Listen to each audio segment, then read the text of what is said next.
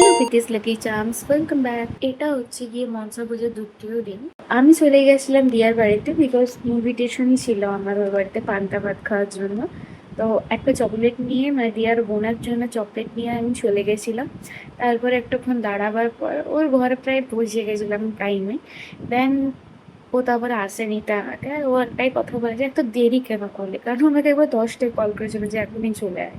But আমার হলো না। তো এইটা হচ্ছে গিয়ে ওর আঁকা, ও কিন্তু দারুণ আর্টিস্ট। ঠিক আছে, ওইগুলো ওর রং করা হচ্ছে গণেশ ঠাকুর, তারপর প্লেটের ওপরে রং করা। তারপর কিছুক্ষণের মধ্যে আমরা খেতেও বসে গেছিলাম। ও একটু লজ্জা পেয়েছে, ওটা আলাদা ব্যাপার।